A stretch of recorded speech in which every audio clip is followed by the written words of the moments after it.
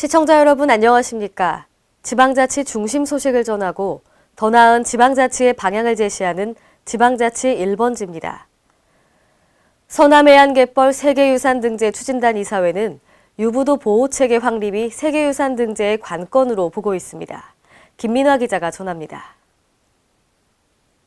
서남해안 갯벌이 세계자연유산 등재 신청 후보로 선정된 가운데 철새 도래지인 유부도의 보호체계 확립이 세계유산 등재의 관건으로 떠오르고 있습니다.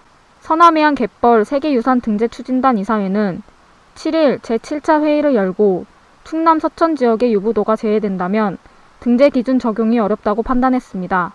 이날 이사회에서는 기본적인 보호법으로 습지보존법을 적용하고 철새들의 먹이 활동과 서식지의 주 역할을 담당하는 서천 유부도와 관련해서는 문화재 보호법을 적용해 해법을 찾기로 했습니다.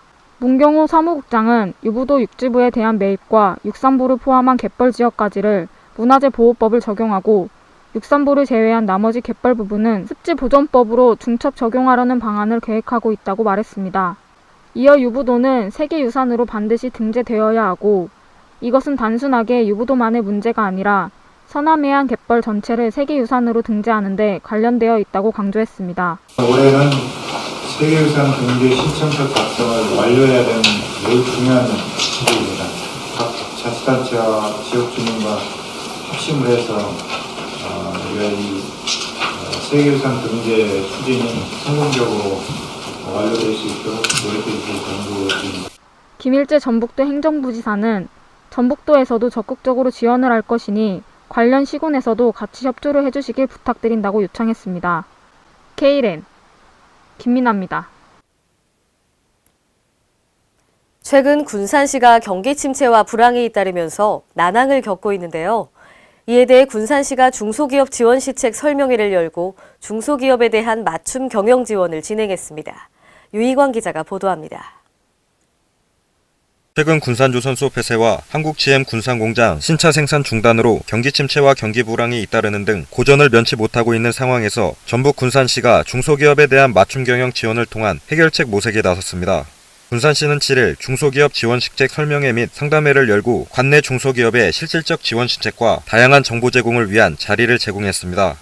설명회에서는 2017년 군산시의 중소기업 지원 시책에 관한 설명과 지난해 지원 사업 중 우수 사례를 알렸으며 상담회에서는 자금, 인력, 기술 정보 등 분야별 기업 맞춤 지원을 위한 유관기관별 상담부스를 운영했습니다.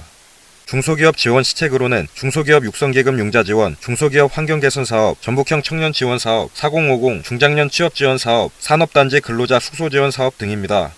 대표님하고 이렇게 상담을 하고 그다음에 가면 뭔가 한 가지는 실행이 되어 있습니다.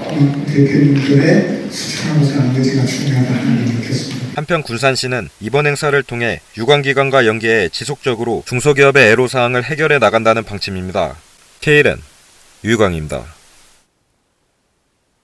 전북 도내 처음으로 스탠딩 오피스를 도입한 전북 정읍시 정우면이 민원인들의 호평을 받고 있습니다. 정우면은 지난해 8월 민원인들과 눈높이를 맞춘 서비스를 제공하기 위해 스탠딩 오피스를 시행한 뒤 다른 자치단체들의 벤치마킹 대상이 되고 있습니다. 전북 완주군의 경우 정우면을 벤치마킹해 지난해 11월부터 민원실을 스탠딩 오피스로 꾸몄습니다. 민원인들은 이에 대해 스탠딩 오피스 개설 이후 공무원들의 친절 서비스가 향상됐다며 호평했습니다. 스탠딩 오피스는 허리 통증과 거북목 등 각종 성인병 유발을 감소시킬 수 있는 장점을 가지고 있습니다. 권철현 면장은 스탠딩 오피스 시행 이후 공무원들과 민원인 모두 밝아졌다고 말했습니다. 광주광역시는 중소기업 유관기관들의 다양한 지원 사업을 소개하는 2017년 중소기업 지원시책 합동설명회를 개최합니다. 먼저 지난 7일 광주과학기술진흥원에서 첫 번째 설명회를 열고 오는 14일에는 하남산업단지관리공단에서 두 번째 설명회를 개최합니다.